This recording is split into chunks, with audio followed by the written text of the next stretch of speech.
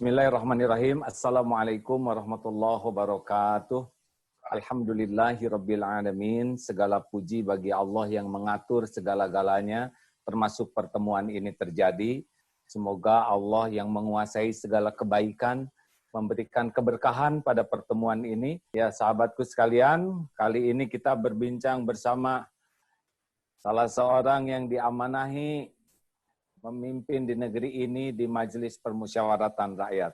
Sudah kita kenal bersama beliau. Assalamualaikum, Mas. Waalaikumsalam, Agim. Alhamdulillah. Terima kasih nih berkenan meluangkan waktu untuk bisa bincang-bincang. Jadi ini bincang-bincang bukan seperti wawancara. Jadi kita rileks-rileks saja. Apa yang kira-kira manfaat untuk kita bahas, insya Allah. Alhamdulillah. Ini memang sudah tercita-cita dari kecil, tidak, Mas? Apa tuh? Untuk jadi ketua MPR begini? Ya, cita-cita dari kecil hanya ingin jadi suami yang baik bagi istri dan bapak yang baik buat anak-anak. Itu aja cita-cita. Jadi, waktu kecil tuh cita-citanya apa? Hanya ingin itu aja, lebih simpel ya?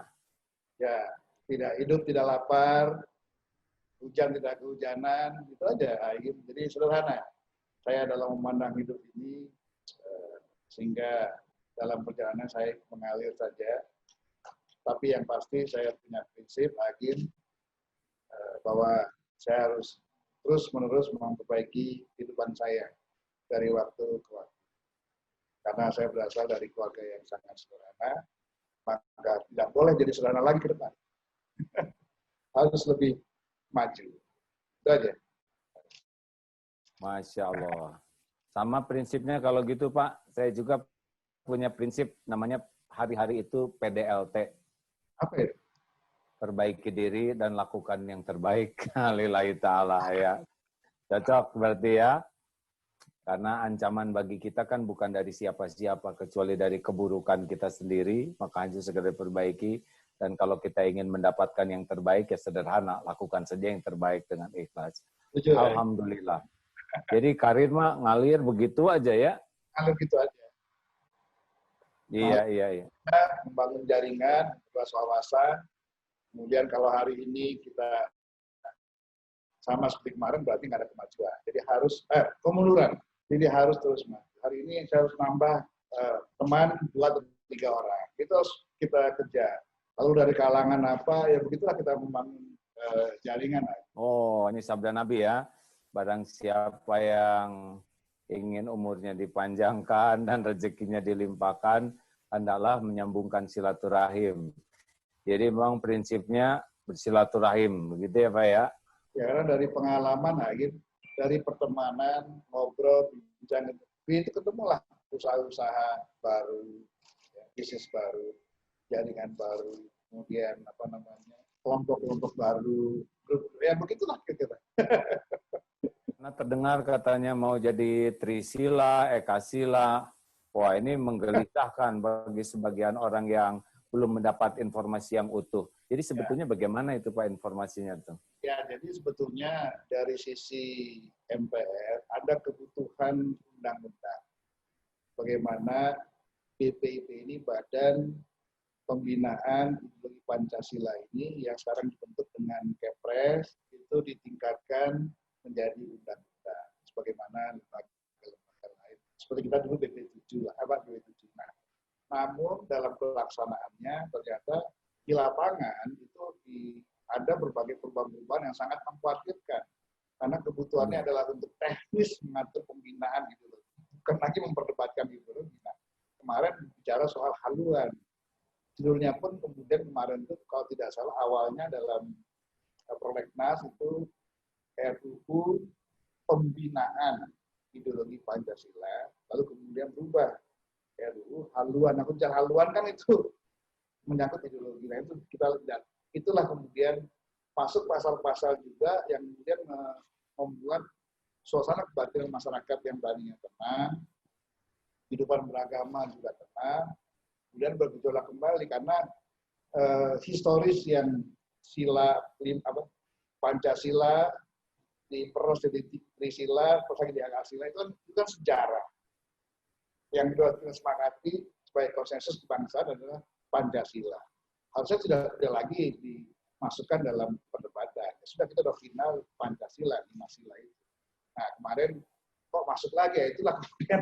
Tapi ya alhamdulillah semua saya mengambil hikmahnya saja, ternyata rakyat kita, masyarakat kita masih aware bahwa kita memang selama ini Pancasila lah yang merekatkan kita, menjaga keutuhan kita, menjaga kebinekaan kita, sehingga kita tidak terpecah belah. Nah, artinya apa? Artinya masyarakat kita peduli pada ideologi bangsanya, itu namanya Pancasila. Makanya begitu ditakuti, gegerlah semua. Jadi itulah hikmah yang harus kita ambil, Agim.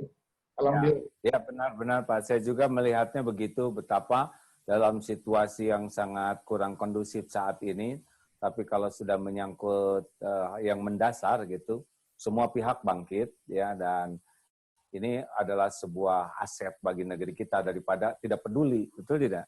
Betul.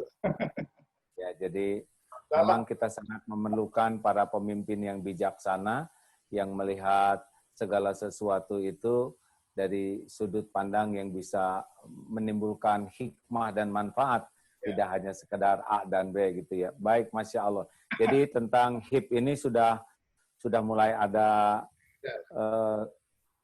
jalan keluar untuk meredakannya gitu, Pak? Ya, sementara ini kami sepakat dengan pemerintah untuk menghentikan dulu. Pemerintah dan kita semua elemen bangsa fokus saja dulu kepada bagaimana kita menghadapi pandemi COVID-19 ini.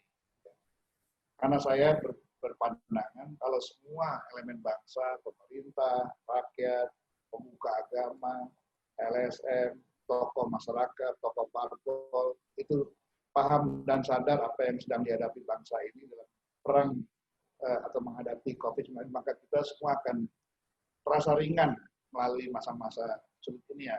Jadi harapan saya ya semua satu langkah, satu sikap. Yang mahal sekarang ini saya lihat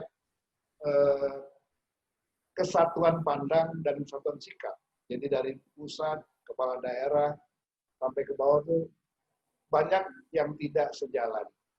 Banyak yang tidak selaras antara ucapan dan tindakan. Sehingga ujung-ujungnya rakyat juga yang bingung. Ini boleh keluar kan?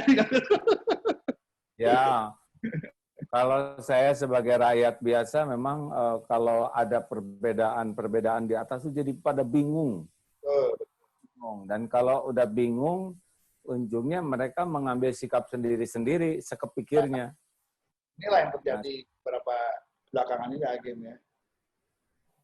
Ya, termasuk ini tadi sedikit patroli, begitu bukan patroli melihat situasi, ada yang sudah merasa normal saja itu. Tidak lagi mau pakai masker, tidak lagi kumpul sama-sama, ada pernikahan juga sudah persis saja normal. Padahal kan mas kita masih di atas 1000 ini. Nah, bagaimana menyikapi ini nih Pak yang terbayang nih dari MPR atau gimana?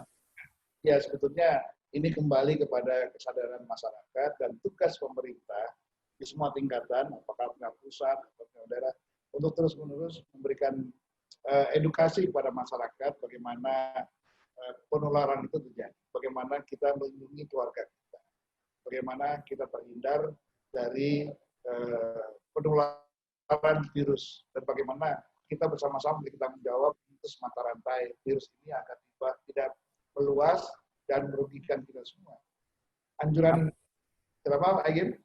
Ya, peran kalau MPR ada peran seperti ini, bagaimana sikap yang hak dan kewajiban dari MPR? Saya belum paham nih Pak. Ini gimana nih situasi begini? Apa yang bisa dilakukan oleh MPR nih Pak? Ya sebetulnya kita hanya bisa mendorong pemerintah dan kita juga akan memberikan contoh kepada masyarakat dan kita melakukan apa yang kita bisa dan apa yang kita miliki, misalnya memberikan bantuan, juga rasa kegotong royongan masyarakat, dan saya lihat juga nilai soliditas dan kegotongan rakyat masih bagus sekali Agit. Jadi tanpa dimanapun anak-anak kecil menyisihkan tabungannya, menyumbang tangganya yang sedang kesusahan. Ya alhamdulillah dari 260 juta lebih Saya belum mendengar banyak ada tetangga yang mati kelaparan. Ada satu dua, tapi itu kasus yang ada tetangga yang kekurangan makan. Karena semua di kampung kita ini, alhamdulillah, nilai kegotong royongan masih tepat. Dan semua peduli, apalagi pemerintah sudah mengalokasikan dari 677 triliun Agim, itu 204 triliunnya itu untuk membantu rakyat. Karena apa? Sekarang ini rakyatnya cuma dua yang ditunggu. Satu sembako, satu BLT, bantuan langsung tunai, kan gitu. Nah, dua inilah yang kemudian pemerintah dan disetujui oleh DPR mengalokasikan 204 triliun dalam bentuk bansos, seperti yang sudah kita temui di kampung-kampung, bantuan paket sembako, lalu kemudian bantuan langsung tunai yang 600.000 itu, yang mungkin pelaksanaan belum merata, ya mudah-mudahan ke depan bisa terus merata dan tepat sasaran. Kemudian bantuan subsidi untuk tagihan listrik yang 450 kilowatt ke bawah, 450 watt, kemudian juga bantuan lain-lain. Gitu. Jadi memang pemerintah sudah serius untuk menyelesaikan masalah ini. Sisi ekonomi juga pemerintah sudah mengalokasikan hampir 123 triliun untuk membantu UKM. Jadi kalau UKM sekarang ini pada kolaps, sebenarnya mereka punya hak, ada hak yang sudah disiapkan oleh pemerintah untuk membantu mereka. Misalnya kredit yang ditangguhkan pembayarannya, dari mulai pinjaman pokok dan bunga ditangguhkan, ada yang bunganya saja dibayar, pokoknya macam-macam. Inilah skemanya, tapi bantuan-bantuan sudah disiapkan oleh pemerintah. Tinggal bagaimana masyarakat ikut mengawasi dan ikut mengingatkan para pejabat pelaksananya di lapangan. Kadang kita masalahnya di situ, Kak Agim. Kalau kita bicara pandemi, Agim, paling nggak ada 4 fase yang kita lalui. Yang pertama, krisis kesehatan, ini yang sudah kita hadapi sekarang.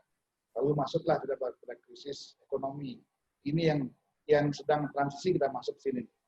Nah, kemudian krisis sosial. Nah, ini Amerika sudah masuk lebih cepat ke krisis sosial. Ya, dengan kerusuhan kemarin, ada trigger negro dibunuh oleh polisi kulit putih, dan tinggal selangkah lagi dia menghadapi krisis politik. Nah, kalau udah masuk ke sini, itulah masuk pada pergantian kekuasaan. Nah, mudah-mudahan kita cukup sampai di fase kedua, ekonomi, lalu kita bisa mengatasi.